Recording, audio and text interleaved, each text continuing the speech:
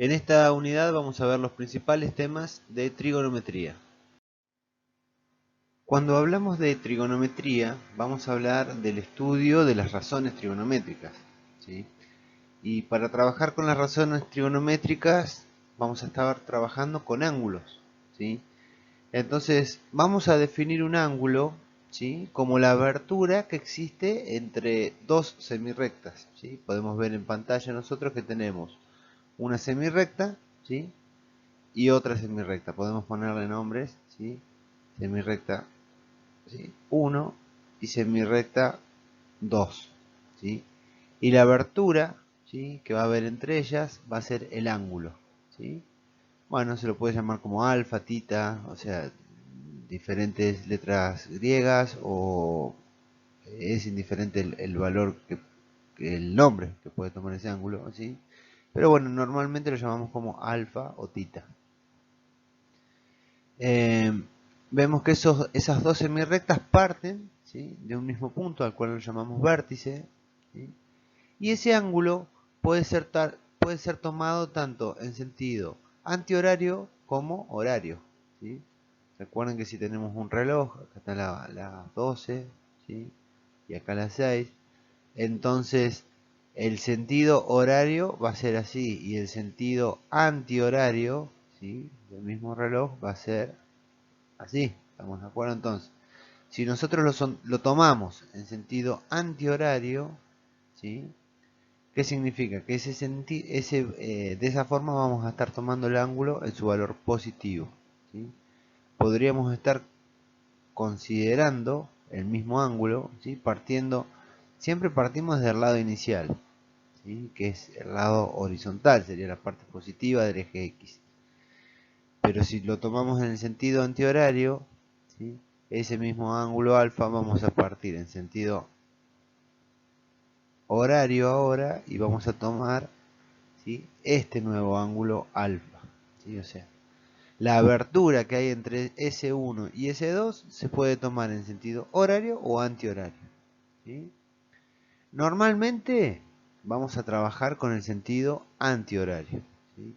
Y es recomendable que trabajen siempre que puedan con el sentido antihorario, ¿sí? Pero sepan que tenemos dos formas, ¿sí?, de tomar esa abertura entre esas dos semirrectas. Bueno, para medir los ángulos tenemos principalmente dos sistemas, ¿sí?, el sistema sexagesimal y el sistema circular.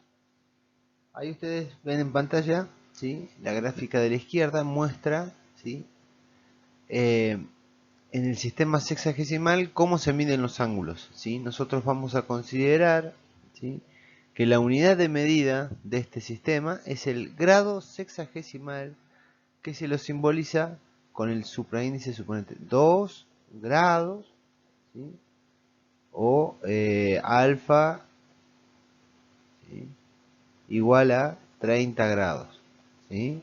Entonces, de esta manera nosotros simbolizamos la apertura de ese ángulo, ¿sí?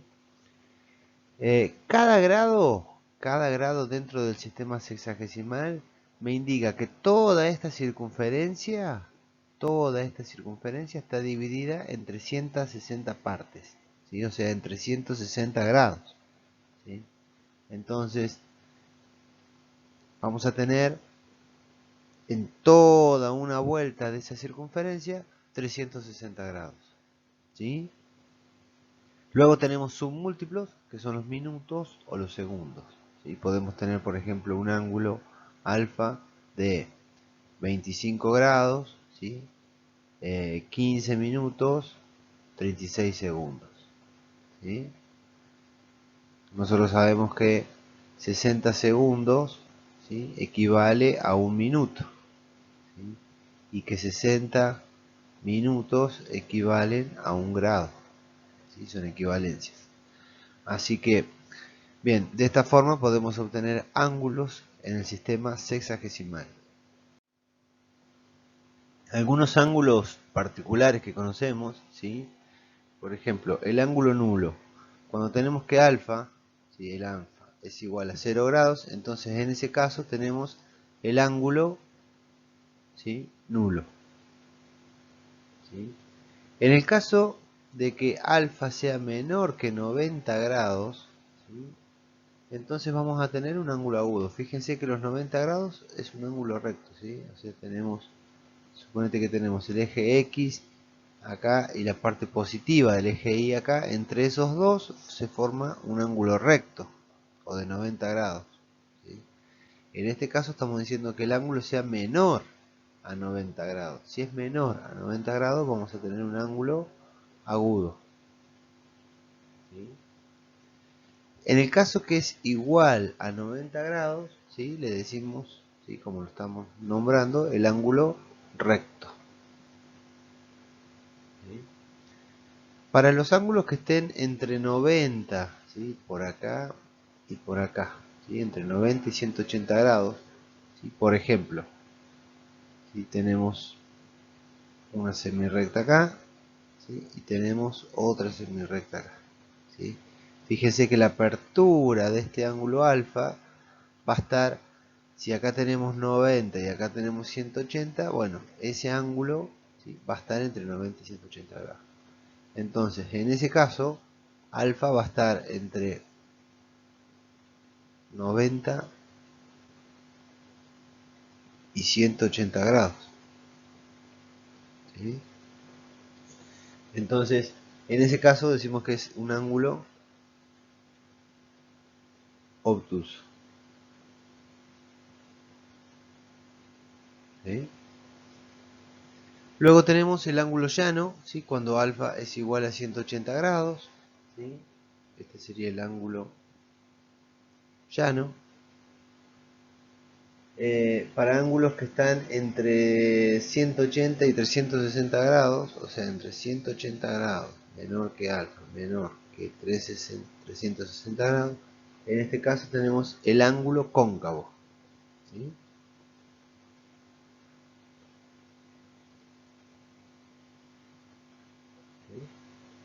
Y si el ángulo alfa es igual a 360 grados, ¿sí? En ese caso tenemos el ángulo completo o de un giro, ¿sí? Aquí lo llamamos. Fíjense que acá damos toda la vuelta para tenerlo a 360 grados.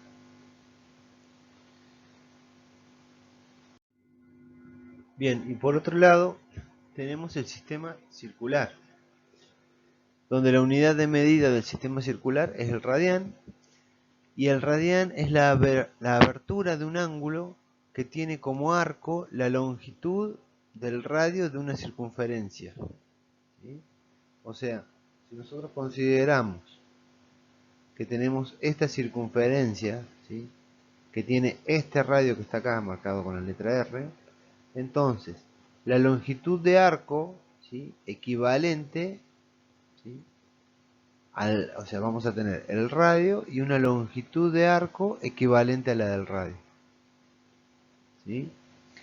Y hay una relación, ¿sí? Entre lo que es el diámetro de una circunferencia y su perímetro. Nosotros sabemos que el perímetro, ¿sí? El perímetro sobre el diámetro, esto se mantiene siempre igual a pi, ¿sí? Donde pi es un número irracional, lo vimos, que es 3,1416, bueno, y tiene infinitos decimales este número pi, ¿sí? Pero aproximadamente podemos considerarlo como 3,14, ¿sí? Entonces, podemos representar, ¿sí? La longitud, ¿sí? Relacionando la longitud del arco relacionando con su radio o con su diámetro, ¿sí? Recuerden que el diámetro es igual a 2 veces el radio, ¿sí? O sea que podemos relacionar el perímetro tanto con el diámetro o con el radio, ya que acá en vez de quedarme el diámetro, esto me puede quedar 2 veces el radio, ¿sí? Que esto es una equivalencia. Entonces podemos relacionar tanto el diámetro como el radio con el perímetro. Bien, entonces podemos decir que el ángulo llano mide pi radianes, ¿sí? O sea, ¿qué significa? Si tenemos por un lado, ¿sí?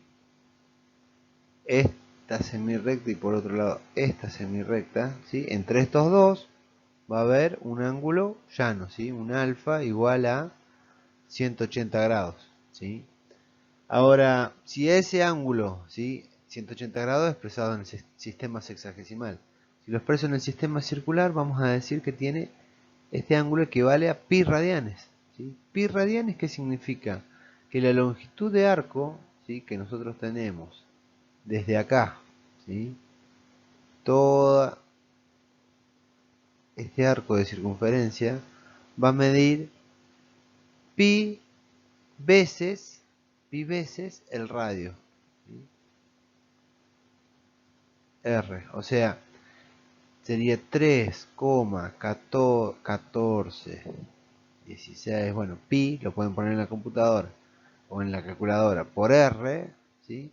Y eso les va a dar, ¿sí? El ángulo expresado en radianes, ¿sí? O sea, sería alfa expresado en radianes. Bueno, ahora suponete que vos quieras expresar un ángulo que tengas dado en el sistema sexagesimal, expresarlo en radianes, ¿sí? Por ejemplo, vos querés expresar 30 grados, ¿sí? Que está en el sistema sexagesimal, lo querés expresar en radianes, o sea, x, ¿cuántos radianes van a ser? ¿Sí? Entonces, nosotros vamos a partir, ¿sí? de lo que dijimos que un ángulo llano, que mide 180 grados en el sistema sexagesimal, equivale a pi radianes. Y entonces no es más que una regla de 3 simple. Si yo tengo 180 grados son pi radianes, 30 grados, ¿cuántos radianes van a ser? O sea que esto me va a quedar 30, ¿sí? 30 grados por pi radianes sobre 180 grados, ¿sí? Fíjense que las unidades de medida, los grados, se me simplifican, o sea que la unidad de medida me va a quedar en radianes, ¿sí? Y en este caso, esto lo puedo simplificar con esto, me queda un sexto, o sea que esto me va a quedar pi sobre 6 radianes, ¿sí? Este sería entonces el equivalente a 30 grados en el sistema sexagesimal, ¿sí? Esto quedaría expresado en el sistema circular. Bien, veamos ahora un poquito de triángulos. En líneas generales, un triángulo lo podemos definir como un polígono de 3 lados, ¿sí? Donde lo formamos mediante la unión de 3 puntos no alineados llamados vértices, ¿sí? En este caso vamos a tener los puntos, los extremos de ese polígono van a ser los vértices, ¿sí? A esos vértices los vamos a nombrar con las letras mayúsculas, ¿sí? Y a los lados, ¿sí? Los vamos a nombrar con la letra minúscula del vértice opuesto. Por ejemplo, tenemos este lado, ¿sí? Que es opuesto al vértice A mayúscula. Entonces a este lado lo vamos a llamar A minúscula, ¿sí? El vértice B es opuesto al lado B, ¿sí? Nada más que el lado es con minúscula y el vértice con mayúscula. El vértice C es opuesto al lado C, ¿sí? El lado C es con minúscula, ¿sí? Bueno, y tenemos una particularidad en la que podemos expresar que la suma de los ángulos internos de un triángulo me va a dar siempre igual a 180 grados, ¿sí? Veamos un triángulo particular que es el triángulo rectángulo, ¿sí? Que es aquel que tiene un ángulo interior recto, ¿sí? Fíjense que en este caso el triángulo, ¿sí? Tiene los 3 vértices A, B y C y tiene los 3 lados A, B y C, ¿sí? Y tiene los 3 ángulos internos, alfa, beta, y este ángulo, ¿sí? Que pueden ver que claramente se distingue que es un ángulo recto, ¿sí? Recordemos que el ángulo recto es el que tiene 90 grados. Entonces, a estos triángulos los llamamos triángulos rectángulos, ¿sí? Y los lados tienen nombres, ¿sí? Tenemos dos catetos, ¿sí? Y tenemos el lado más largo, que en este caso sería el lado C, al cual llamamos hipotenusa. Estos tres lados, A, B y C, se relacionan mediante el conocido teorema de Pitágoras, ¿sí? Donde dice que la hipotenusa al cuadrado, o sea, en este caso C sería la hipotenusa, que es el lado más largo, es igual a la suma de los catetos al cuadrado, o sea, es igual a al cuadrado más b al cuadrado, ¿sí? Si aplicamos la raíz cuadrada en ambos miembros, también lo podemos ver como que c, acá se podría simplificar, ¿sí? Como que el lado c va a ser la raíz cuadrada de a cuadrado más b cuadrado. Es exactamente lo mismo. Bien, veamos ahora entonces las razones trigonométricas, ¿sí? Vamos a partir de las tres más usadas, ¿sí? Que sería el seno, coseno y tangente de un ángulo, ¿sí? Nosotros cuando decimos seno, tenemos que decir el seno de quién, de un ángulo, ¿sí? En este caso vamos a trabajar con el ángulo alfa. Entonces, el seno del ángulo alfa, el coseno del ángulo alfa y la tangente, ¿sí? Del ángulo alfa. Entonces serían seno, coseno y tangente, ¿sí?